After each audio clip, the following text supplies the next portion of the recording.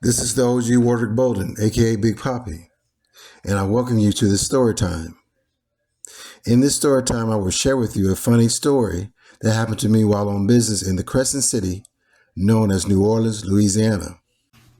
Now, at the same time, I had two of my close friends who were at the same place that I was in their careers. One of my friends was a slick-talking attorney. The other was an executive IT professional. The attorney that we would call Alan and I were closer, and we had working capital to start our own company. My other friend that we would call Dan was a mid-level manager at Microsoft Corporate, and he was my connect to get small project management jobs to get me started on generating income. We also worked on collaborative efforts to obtain government contracts. Well, in the summer of 2004, we decided to pursue big-time government contracts. I had the project management experience. My partner had the gift of gab, and Dan, with his Microsoft backing, gave us credibility. We co-bid with a major primary contractor that we would call BCB for now, for multi-million-dollar IT projects. Now, this particular project was a government project that required a 50-50 split between the primary contractor and a minority-owned company who met the qualifications and standards. Since we met those standards in background experience and in insurance and working in capital, we wanted to form a long-term partnership with BCB to go after this project and projects later on.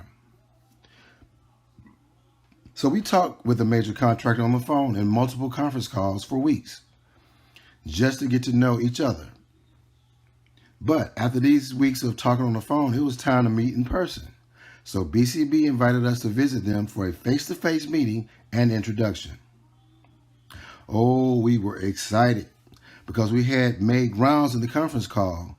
So the follow-up face-to-face was just going to be easy like Sunday morning, because all three of us had mad game in three different ways. So we couldn't lose, yo. We couldn't lose. We were ready to play the game, y'all. Yes, we were ready to play. Well, you won't believe what happened next. Nope. Now go and get your popcorn. So we touched down by flight to go meet with company BCB in hopes of officially teaming up to pursue government contracts.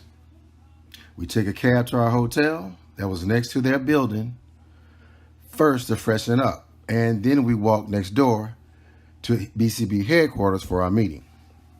We make it there on time, but noticed that BCB's team was kind of scrambling to get prepared. And later they informed us that they were waiting for the VP of operations to get in from a client visit, but his flight had been delayed and our meeting was pushed back 2 hours. Of course, we were disappointed, but we decided to walk back to our hotel and just chill in the hotel lobby and wait for the call to come back to the meeting when the VP arrives. In the lobby was a small bar with an attractive female bartender. All three of us are big-time flirts, so we made it over to the bar with competition on our mind to see who can pull the bartender first. Well, this bartender had bad game too. She was telling us about all these sex stories on how she swings and how she goes to private Voyager clubs where people watch her and her boyfriend have sex. Man, she had all of us on hard and throwing back Hennessy like it was water. She had us intrigued, yo. About an hour went by and my phone rang. It was BCB, and they said the VP was now in and they were ready to meet. I said, cool. I got up to close out the bill and I had to head back over to their office. So I stood up, y'all. I stood up and I almost fell down. I was like, oh my God. I done sat up here listening to this girl run her mouth and I got lit off of some Hennessy, yo. I done got lit off some Hennessy. My boys got up and they noticed the same thing about themselves. Here we are, about to go into a meeting with a potential prime contractor as a partner, and we all tipsy off of Hennessy, y'all. Y'all, this was some sad nigga shit right here. How was I going to explain to my family how I lost out on a multi-million-dollar opportunity because I accidentally got drunk listening to a bartender tell us about sex stories? Man, you got to be more careful.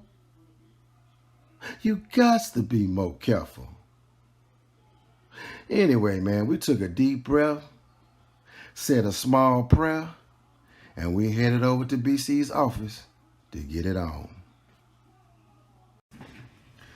So now we're in the elevator, headed up to the office to have the meeting. We all looking at each other disappointed. My boy Alan, the attorney with the gift of gab, says, look, man, at this point we drunk, but we ain't got nothing to lose. Just let me handle it. I got y'all. Just follow my lead. Ding, ding, ding. The elevator stops at the company's floor, and we walk out the elevator into the office. The receptionist leads us to the conference room. My boy Alan, the attorney, is walking like George Jefferson, all fast with his arms swinging back and forth like he running this shit. When we get in the conference room, Alan sits at the head of the table, yo. The head of the table. That nigga sat at the head of the table as a visitor like he ain't give a fuck. Do y'all remember the VP of Ops that flew in late? When he came in, he had to sit at the side of the table next to Alan because Alan didn't get up from the head. I'm like, oh my God, is that what we doing today? Well, this meeting began and we made introductions and we gave an overview of our background and qualifications. After general introduction, the client wanted to get to the nitty-gritty and asked us why should they partner with us as their minority sub. Now, this is where Alan took over. He leaned back in his chair with a Cheshire cat grin and started playing politics. Now, even though we had an inside connect, we couldn't say we had an inside connect. We couldn't give no first name, no last name, no department, no nothing. So Alan had to talk in code. He leaned back and said, now listen, there is a reason why we're here today, okay? There is a reason why we're here. Wink, wink. Alan kept talking in code for about 35 minutes, y'all. And remember, he was lit off of Hennessy too. But to be honest, he did a good job despite being drunk and messing up on cliches. For instance, he said, look, if this partnership doesn't work out, we would just have to accept the fact that sometimes in life, that's how the cookie bounce. No, Alan. No, Alan. That's how the ball bounce and the cookie crumbles. Two different cliches, bruh. But we know what you meant. And you did well. Next up is my boy Dan, who was at the time a mid-level manager at Microsoft Corporate.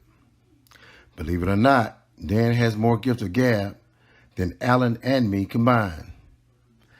Dan is from Detroit, and if you know about anyone from Detroit, is that they are the hustlingest ass people I have ever met in my life. People from Detroit would try to out-hustle a buy one, get one free Whopper at Burger King. Instead of selling for $2, they would spend 30 minutes slick talking to the manager to try to get $3. Now, Dan was spearheading a minority contract initiative at the time with Microsoft.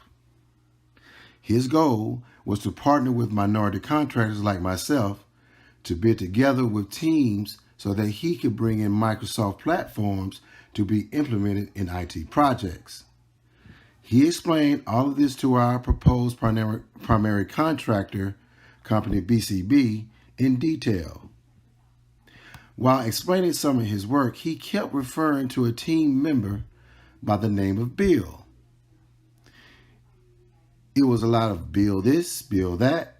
When I talk to Bill, this, I share Bill's thoughts. This is what Bill thinks. Now, I'm a little dumbfounded here because I work with Dan on a lot of projects, and I don't recall this Bill that he speaks of. I do not know why he continues to talk about this mystery Bill. Now, this is where the Ebb in my mind starts talking to the 2K in my mind. It goes a little something like this. Hey, Ebb. What's up, 2K? What up with your boy, man? He talking crazy, yo. I mean, what is we doing? What is we doing? Who is this Bill, yo? Ebb, man, I don't know. Like I said, man, I worked on all kind of projects with him, and I don't remember no Bill. 2K, man, y'all done got drunk way too much off that Hennessy, man.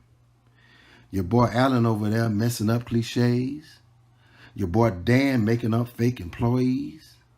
And nigga, you got slog coming out your mouth right now. Wipe your mouth, nigga. This is a shit show, man, and a hot mess. What you got to say about this, Ebb? Ebb, man, you right. I can't say nothing. And this Miss Dan talking about right now about a make-believe Bill is throwing me for a loop. Hell, the only Bill I know at Microsoft is a... Oh, my God. What the fuck? What the... Wait. I know this nigga ain't up here trying to play like he the right-hand man to Bill Gates, is he? I know he ain't talking about Bill Gates. Holy shit. Holy shit. This nigga, that's what this nigga doing, yo. He trying to act like he the right-hand man and that him and Bill Gates are boys. Oh my God, man. Oh my God, man. This is a clown show, yo. Make it stop, somebody. Please make it stop. I can't take no more fuckery today. How much fuckery can a man take, y'all? How much? How much? Finally, after a couple more slick references to Bill Gates, my boy Dan finally ended this tomfoolery. Well, this meeting had reached a Barnum and Bailey circus level, y'all. And guess who was up for the closing? That's right. That's right. Ebony Man 2K. Now, the primary contractor was presenting to us now. And as I noted before, the project that we were co-bidding for required a 50-50 split between the primary contractor and the subcontractor. So now they were going to show us how this 50-50 split was going to play out. Now, put your screen on full view, please. I need for you to put your screen on full view. Now, this is a listing of personnel that would staff the operations. As noted, they are listed by pay rate, with the lower rated jobs at the top and the higher rated jobs at the bottom. So, you know, I'm ready for the ass now, y'all. I already got my calculator, my pen, and notepad ready for the fuckery that was about to come. Because remember, Ebony Man 2K is the king of receipts. So as you can see on screen, here's the listing of the IT jobs on the project, right? The manager of BCB goes to explain how they're going to split this thing up 50-50, where we get the jobs on the top of the list, and they get the jobs on the bottom of the list. Y'all, now let me share something personal with y'all. I can take a lot of things from people. There are a lot of times where I just let people do and say things to me, well, I just let it slide. I let people live in a lot of cases.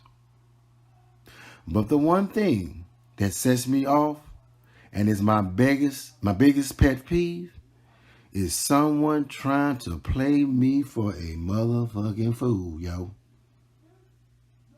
Do you hear me? Do you hear me?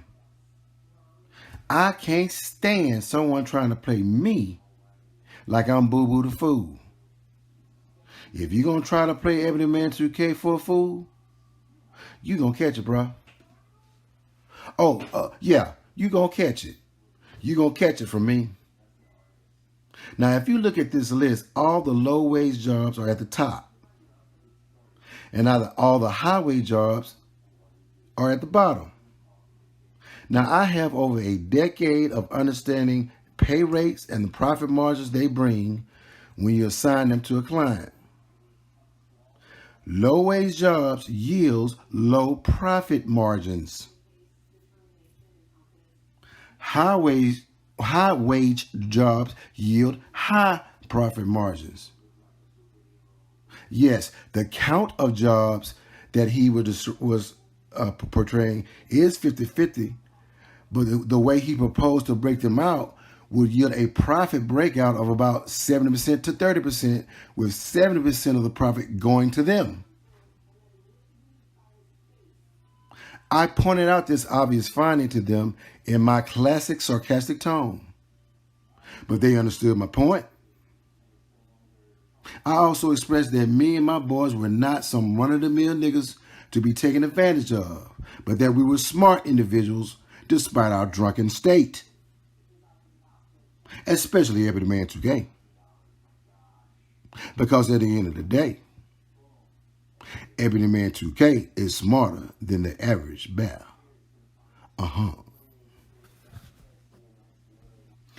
So we eventually wrapped up the meeting, exchanged contact info, and headed back to the hotel.